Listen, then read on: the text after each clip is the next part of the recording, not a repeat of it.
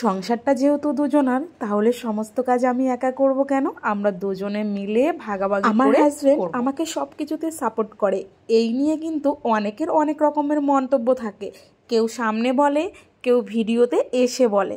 তাতে অবশ্য আমাদের কিছু যায় আসে না, কারণ কি তোমরা যতই বলবে আমরা কি তাই বলে চুপচাপ বসে থাকবো? আমাদের কাজ আমরা কথাও তো শুনতে হয়েছে, সোশ্যাল মিডিয়াতে এসে বরকে নিয়ে ঢোলাঢলি কম করে করো, তোমারই কি শুধু বর আছে, আমাদের কি বর নেই, মানে সেই নানান রকমের কথা।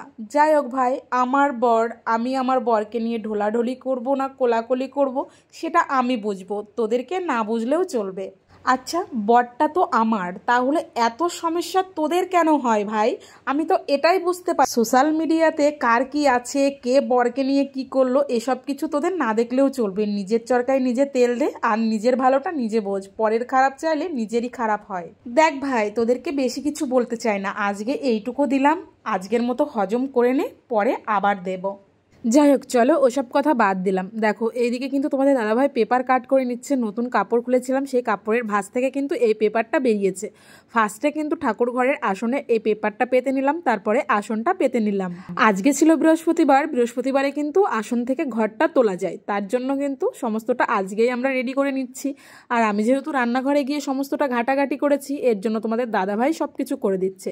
যদি কোনো হেল্প লাগে আমি একটু সাহায্য করে দেবো, তাও আমাকে বলছিল তোমাকে কিছু করতে হবে না, সবটা আমি নিজেই দেখে নিই। আমার ঠাকুর ঘরটা যখন পুরোপুরিভাবে রেডি করা হয়ে গেছিল, আমি একটা ছোট্ট ভিডিও ক্লিপ করে সেটাকে ইনস্টাগ্রামে পোস্ট করেছিলাম। সেইখানে 21,000 লোক আমার ভিডিওটি দেখেছে এবং 300টি কমেন্ট হয়েছে, 250-এরও বেশি শেয়ার হয়েছে।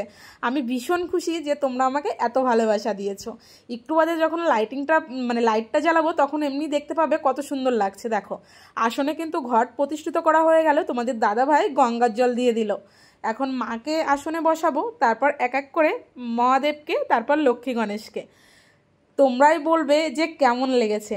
আমার আসনটাকে আমি এত সুন্দর করে সাজাতে পেরেছি, এর জন্য আমি নিজেই নিজেকে অনেকবার ধন্যবাদ দিয়েছি। একটা কথা কি জানো তো, তুমি যদি কোনো কিছু মন থেকে চাও, ভগবান অবশ্যই তোমাকে সাহায্য করবে সেটাকে পাইয়ে দেওয়ার জন্য। তার জন্য ভগবানের উপরে ভক্তি শ্রদ্ধা সব কিছুই রাখতে হবে। দেখো, আমার আসনটা কত সুন্দর লাগছে দেখতে, তোমরাই বলবে যে কেমন লাগছে। এই যে দেখো, আমার ঠাকুর ঘরটা এরকম সুন্দর করে এরকম করেছি, কেমন লাগছে তোমরা জানিও। অনেক দিনেরই ইচ্ছা ছিল এরকম এরকম করার। ভেবেছিলাম যে হচ্ছে সুতির কাপড় দিয়ে হয়তো আরও ভালো হতো, কিন্তু যাই হোক, যেটা হয়েছে এটা নিয়েই থাকি আপাতত। আর হচ্ছে অনেক সাবধানে হচ্ছে পুজো করলে অনেক সাবধানে করতে হবে। কেমন হয়েছে তোমরা জানিও।